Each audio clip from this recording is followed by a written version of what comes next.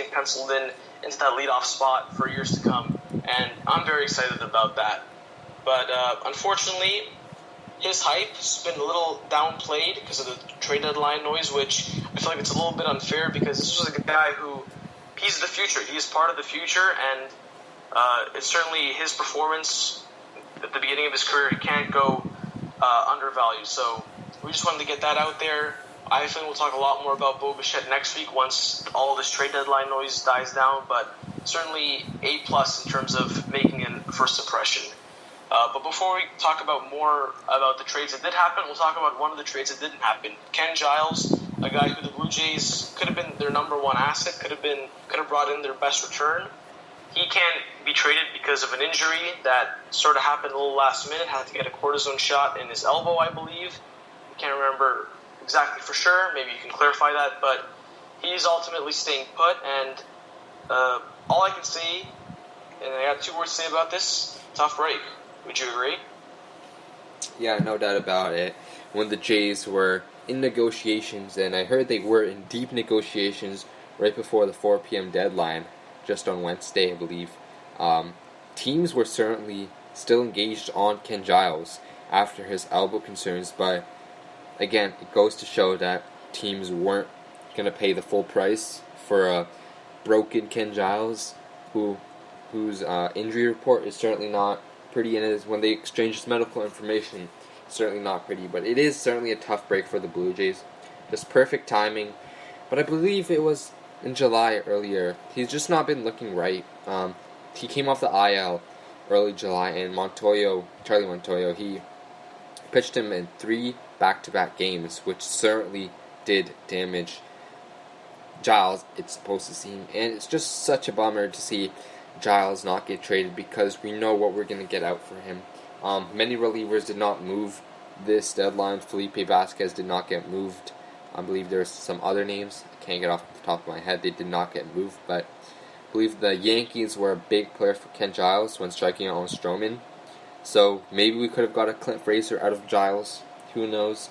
Maybe we could have got a prospect from the Twins, maybe Trevor Larnach, or maybe a Nick Gordon from the Twins. But the Jays need pitching prospects, and Ken Giles was certainly going to fetch you back some pitching prospects. It's also unfortunate because now the next possible time they're going to trade him is going to be winter meetings. In the winter meetings, exactly. And at the time, that'll already be one pennant race that passed. You could have gotten 2 pennant races out of him. Now you'll only get 1 at the max. And don't get me wrong, I think if Ken Giles is back healthy and pitching really well for the rest of the season, he'll be able to fetch something really nice for the Blue Jays regardless. He's just been that good this year, that dominant. But unfortunately, only 1 pennant race out of 2, that's got to be a turnoff for most teams.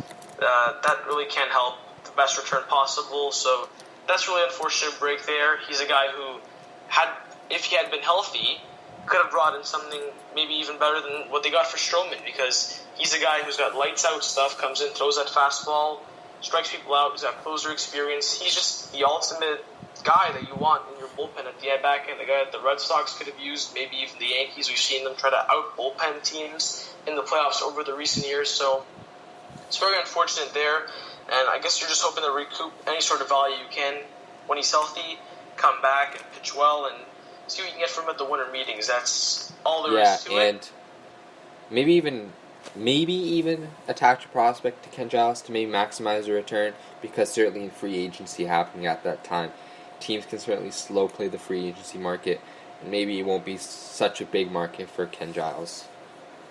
And I feel like the unfortunate part of this is that there's only 1 trade deadline this year where you have to trade for these guys. Maybe if there was an August 31st trade deadline, and Ken Giles had come back pitching and looked healthy within the next few weeks or so, maybe you could have traded him then and got a lot for him. But unfortunately, the Blue Jays were sort of screwed on the fact that this was a new thing, only 1 trade deadline instead of 2, so that could have also came into play there. And it's just really unfortunate that you look at all the guys that were traded over the years. Some of the wounds were self-inflicted, with Josh Donaldson not trading him earlier than they probably should have, but it's unfortunate that this was a break that the Blue Jays just couldn't catch with Giles, a guy who many considered their number 1 trading asset. But now moving on, segueing bullpen talk, Blue Jays ended up trading a couple of relievers. Daniel Hudson traded to the Washington Nationals for Kyle Johnston, a guy who, 24, double A pitcher, a guy who projects to be a major league reliever. Then, help me out here. David Phelps traded to the Cubs for Thomas Hatch. Yeah. Yep. And then Eric Sogard to Tampa. That move was the first move on the Sunday. He was traded for 2 PTBNLs, 2 players to be named later, that will be judged based on his performance with the Rays. So the jury's still out on that. But overall, I don't have really any strong opinions on these trades. I think you weren't going to get a whole lot for either of these guys, considering that they just don't present a whole lot of value because they just haven't been that dominant for that long. Eric Sogard, mentioned a lot of times, he's didn't even make the big league roster. It was a minor league deal. David Phelps came off a big injury, and Daniel Hudson was on the street about the day before opening day. So I feel like the fact that the Blue Jays could turn any of these guys into an asset and bring in anything back in return was probably a win on their side. I don't really have anything to digest about what they got exactly on that. I feel like if they just end up being solid contributors for the Blue Jays, you're very happy. If they're anything of substance, this is a win for the Jays. Yeah, and Kyle Johnston ranks as the 30th best prospect in the Blue Jays farm system right now. And if you told me the day we signed Daniel Hudson and the day he gave up the home run, I believe it was the first game, that he was going to get some value in return rather than releasing him in May or even getting a DFA in late April, I would certainly laugh at you. But it was nice to see Daniel Hudson get some return back out of him, and the Jays certainly have maximized their relievers. The only reliever I can think of that they didn't trade when they had value was Tyler Clipper last year. I believe they hung on to him. I don't know why. But other than that, Eric Sogard was a guy that they traded for 2 players to be named later, and that will certainly those players will be certainly given at the performance of Eric Sogard. And I saw his game yesterday, and he went 2 for 3. So good for Eric Sogard. He's helping the Tampa Bay Rays in their playoff push, and feel like we could. And Tampa Bay's farm system's pretty nice. So if we could get a pitching prospect out of Eric Sogard, who was signed to a minor league deal in December, that would be certainly sweet. And look, I mean, you can't downplay these minor acquisitions. You look at Aaron Luke last year. I think I can speak for yourself and pretty much all of the Blue Jays fans that Aaron Luke, a guy that really did not seem to resonate well with fans over the years, not necessarily a very good pitcher that I think Blue Jays fans are sort of fed up on. His return, Jacob Waguespack, is making major league starts in 2019. So 365 days later, we got a guy who's pitching in the big leagues, and he looked really good in his last start. So I feel like if the Blue Jays can get a Jacob Waguespack for any of these guys, you can certainly call that a win. Wouldn't you agree? Yeah, but do you think Jacob Waguespack will be like a starting pitcher for years to come for the Blue Jays?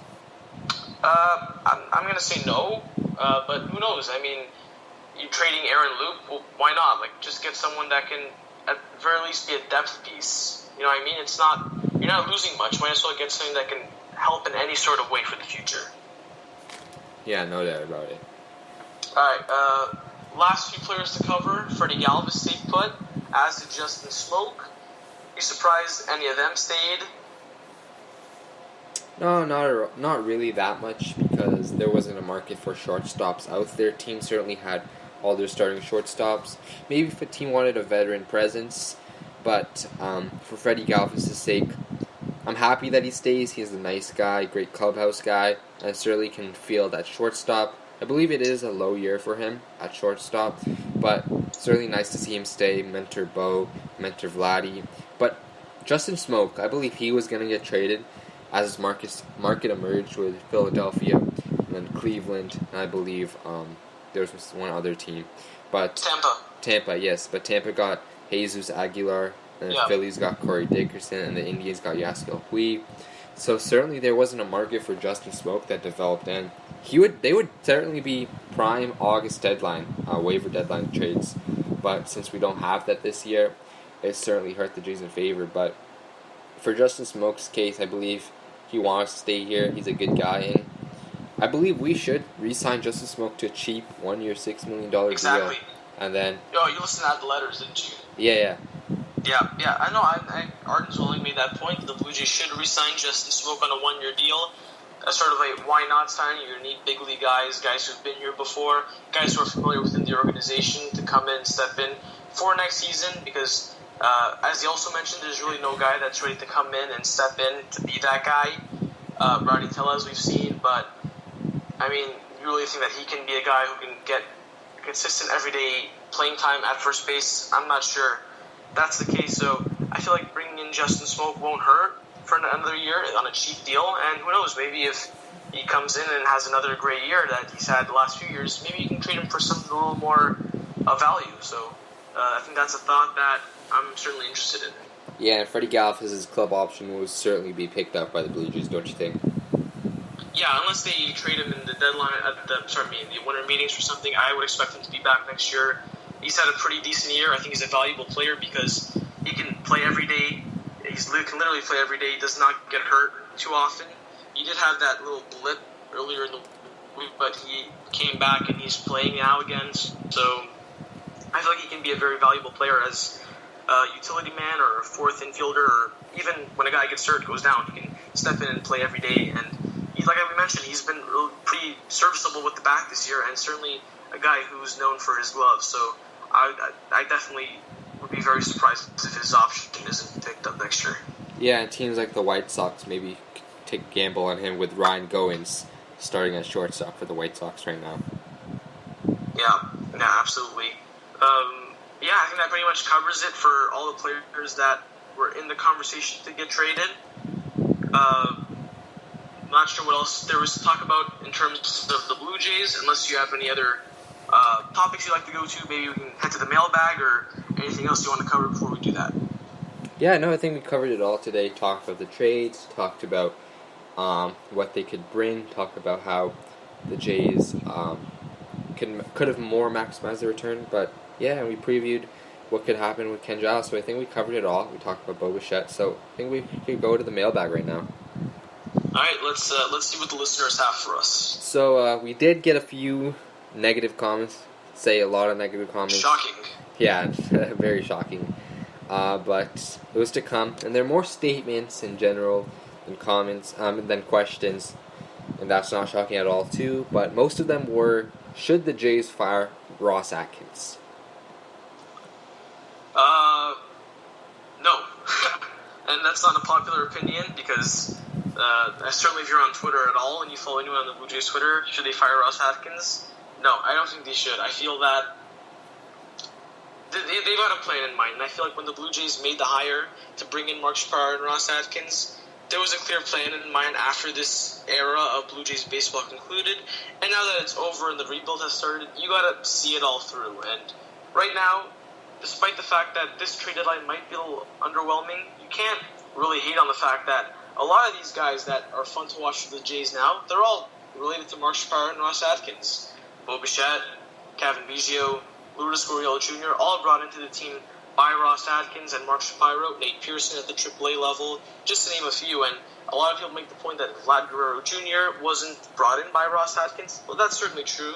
He was signed by Alex Anthopoulos, but at the time when Vladdy was signed, he was just any other ordinary 15-year-old guy that was a huge question mark, and guys that really no one really thought that he would be as good as he is now, and certainly not at the time. So I think you got to give a lot of credit to how he was groomed and brought up through the system to Mark Shapiro and Ross Atkins. That certainly can't be negated. So I think you got to give him time and see how this goes, see how this rebuild goes. And I feel that by 2021, if we're after that trade deadline in 2021 and the Blue Jays are still not even close to a championship contender, I feel like that's really when we got to start questioning their philosophy and how they do things. But in my opinion, the jury's still very much out, and we have to give them time and wait and see. I think we got to wait and see, and that's something that makes the little fans a little frustrated, but I feel like that's just the case. Yeah, and I was going to say the same thing. The Ross Atkins and Mark Shapiro, they did have a plan when they came to the Blue Jays, and they certainly are using that plan, and they just want to build as much as depth as possible, and that's why you see them trying to add much outfield depth. But If we're a bad team in, say, 2022, then I'd probably